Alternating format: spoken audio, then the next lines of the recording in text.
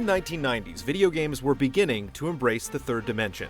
The PC, Sony PlayStation, Sega Saturn, and Nintendo 64 were locked in a feverish race to perfect the polygonal playground. In 1996, id Software finished Quake, Capcom released Resident Evil, Nintendo dropped Super Mario 64, and Sony created Crash Bandicoot. Gamers suddenly had to manage camera control and multi-directional movement after side-scrollers had dominated the previous decade.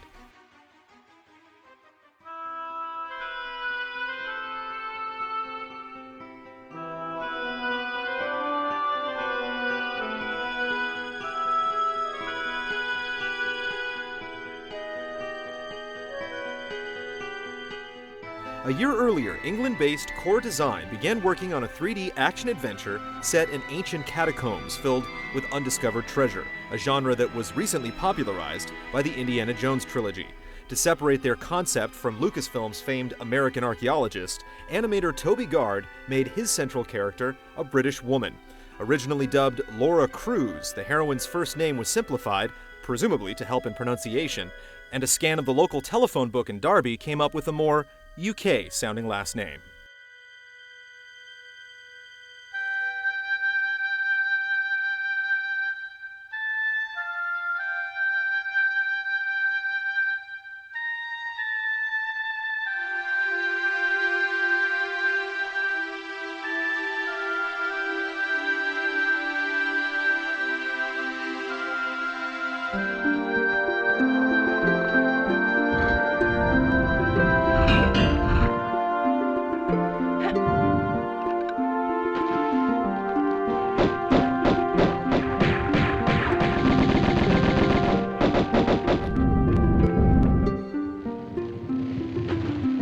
Tomb Raider launched on November 14, 1996 for the Saturn, PlayStation, and MS-DOS. It starred Lara Croft, a voluptuous gunslinger whose name appeared on the game's box art as if she was already a celebrity.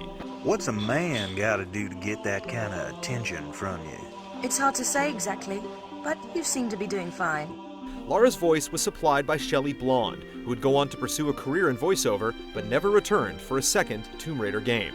How does that make your wallet rumble? I'm sorry, I only play for sport. Lara's outlandish proportions were the result of Toby Gard accidentally adjusting the slider for her bosom too far. Once his fellow developers saw the results, there was no going back. Lara began her first adventure in the employment of business tycoon Jacqueline Natla. She was hired to hunt down one piece of a relic known as the Scion. The legend said was owned by the rulers of Atlantis. Lara uncovered the first fragment in Peru, and after being double-crossed by her employers, sought the rest of the relic in Greece, Egypt, and eventually the lost living city of Atlantis. Natla turned out to be one of the kingdom's creators. She was placed in stasis for centuries by her fellow rulers Qualopec and Tihocan after using the Scion to birth genetic mutations. After a confrontation with Natla and her abominations, Lara escaped the island pyramid as it was again lost to the ages.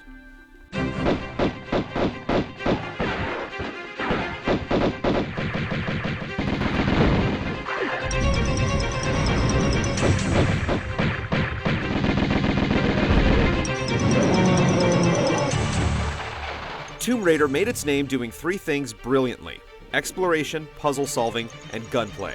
Sprawling catacombs housed switches and levers that opened doors to dens of enemies, from wolves to dinosaurs to gun-wielding mercenaries. Lara auto-targeted her foes with a pair of pistols, magnums, Uzis, or a shotgun. Ammo and health packs could be picked up off enemies or found in a number of secret hidey holes. Lara started with her trusty dual pistols and had to pick up the other weapons manually. In case her magnum, Uzi, or shotgun stock was depleted, Lara's signature shooters never ran dry.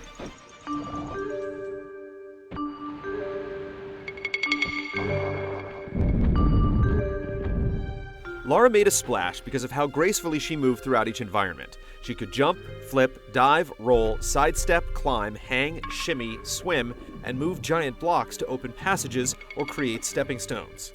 Some puzzles encompassed entire rooms and featured segments that could be completed in any order. Players could save anywhere in the DOS version, while floating blue crystals allowed the player to save once per location on the Saturn and PS1. Every precipitous ledge potentially led to a shocking, painful death. Before jumping into the adventure, players had the option of visiting Laura's home, Croft Manor, and practicing her traversal skills on custom-built platforms.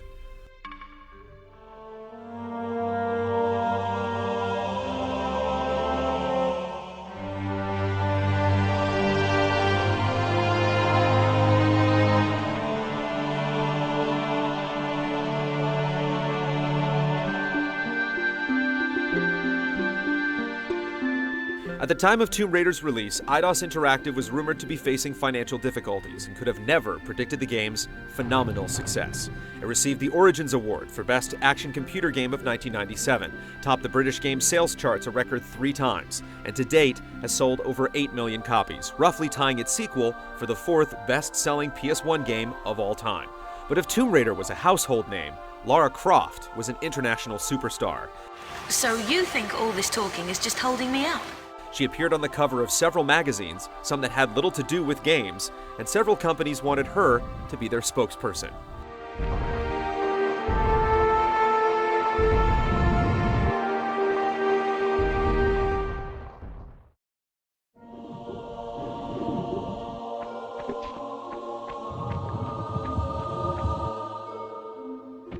Some fans were so hot and bothered for Miss Croft, they devised a patch called Nude Raider that left Lara in her birthday suit, a secret mode originally suggested to and rejected by Toby Gard, and they faced legal action from Eidos ever since.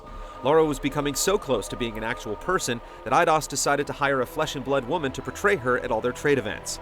Natalie Cook was hired to don the ponytail and pistols for commercials and the European Computer Trade Show in 1996, but aspiring actress Rhoda Mitra inexplicably replaced her in 1997 after the game was finally released. This shuffling of Lara models would repeat itself several times throughout the franchise's lifespan. Evolution's in a rut. Shipping out fresh meat will incite territorial rages again. Will strengthen and advance us. Even create new breeds.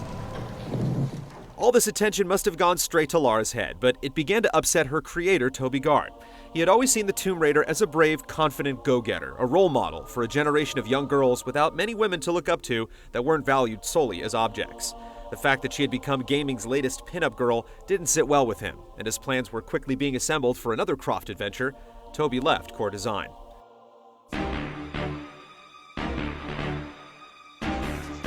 Toby was replaced by Stuart Atkinson, and the development team more than doubled. It took 18 months to develop the first game, but Core delivered the sequel in less than a year. A month before its release, Sony Computer Entertainment America finished a deal with Eidos to keep the console version of each Tomb Raider sequel exclusive to the PlayStation until the year 2000.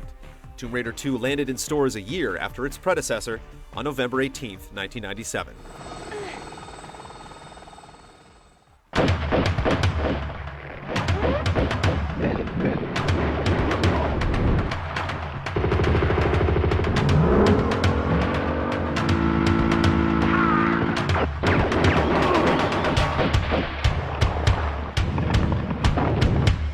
Tomb Raider 2 starred actress Judith Gibbons, who, aside from Lara's third game, has no other acting credits to her name. Pardon me, if that was just your way of trying the doors for me. The developers streamlined Lara's digital curves and gave the heroine a bobbing ponytail. The acrobatic wonder could now wade through waist-deep water and perform a 180 while jumping or swimming. She changed out of her tight white shirt and brown shorts for a few areas, donning a wetsuit and bomber jacket. Flares were added to her backpack to navigate pitch-black areas, her arsenal expanded to include an M16, grenade launcher, and harpoon gun, and Lara could hijack 2 types of vehicles, boats and snowmobiles. The story followed Lara in pursuit of the dagger of Xian, a relic used by an ancient emperor of China and rumored to turn anyone who stabbed themselves in the heart with it into a dragon. Marco Bartoli, an Italian mafia figure, desired the dagger as much as Lara. She squared off against his minions in Venice, Tibet, and China, along with an oil rig, the wreck of the sunken Maria Dora, and Lara's manor, when Bartoli's men sought revenge after their boss and his draconic dreams went up in smoke.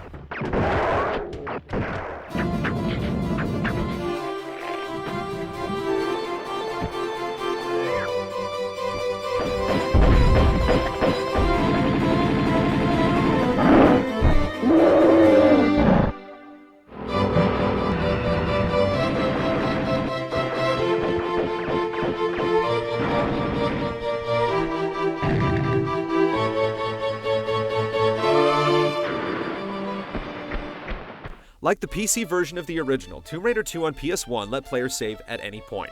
This helped fans manage the more action-focused levels that ventured outside much more than the first Tomb Raider.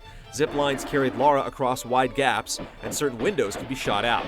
Secret areas now held one gold, silver, and jade dragon statue per level that awarded a cache of supplies when all three were discovered.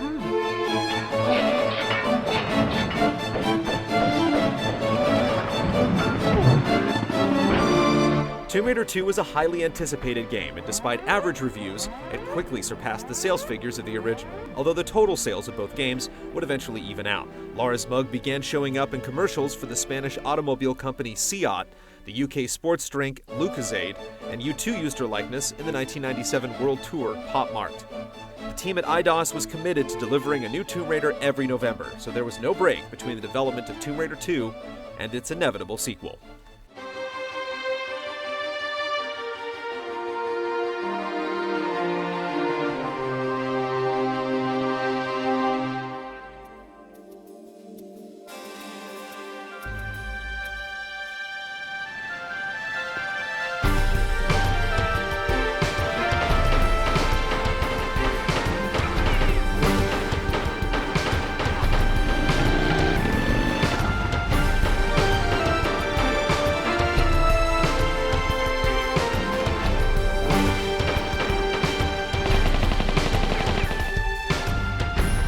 Tomb Raider 3 launched on November 21, 1998. Lara's appearance didn't change much in her third game, and her voice remained the same, but the gameplay featured a few enhancements. Lara could crouch, crawl, sprint, and swing over bars. She could now operate a quad bike, kayak, hydropropeller, and minecart. Quicksand and freezing rivers were added to the list of hazards, and piranha hunted Lara underwater. Save crystals returned on the PS1, but players now collected and kept them to use wherever they liked. It's not from India, rather an island near Antarctica. It is in fact meteorite rock. See that? That's unique, an unknown material. So how did it end up here? Lara's newest conquest was to capture 4 stones crafted from a meteorite that crashed into Antarctica millions of years ago. She found the first in an Indian jungle, and after meeting Dr. Mark Willard from the RX Tech Corporation, found out the other 3 lay resting in 3 spots around the globe. For the first time, the player could choose the order they would explore these 3 regions: the beaches of the South Pacific, Area 51 in the Nevada desert, and the cobbled streets of London.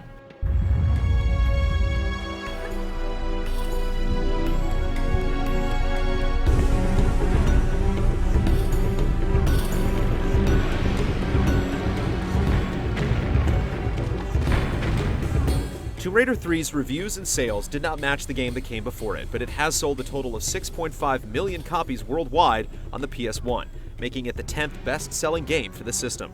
Lara's popularity continued to rise. Rona Mitra was replaced by Nell McAndrew for Tomb Raider 3's promotion. Even the first game reappeared in the spotlight with the release of Tomb Raider Gold exclusively for PC and Mac. The package featured the original game along with 4 new levels spread across 2 new scenarios called Shadow of the Cat and Unfinished Business.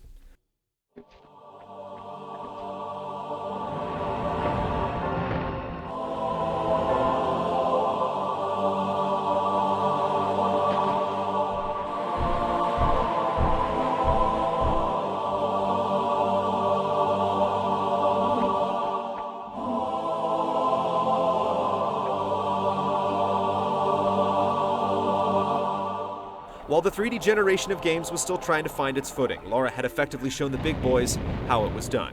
Critiques raised against the second and third Tomb Raider games mostly took note that not much had substantially changed in the series since the first adventure. The team at Eidos had focused more on quantity than quality when it came to each subsequent release, and while fans were still stuck on Lara Croft, she would have to keep fighting to stay alive.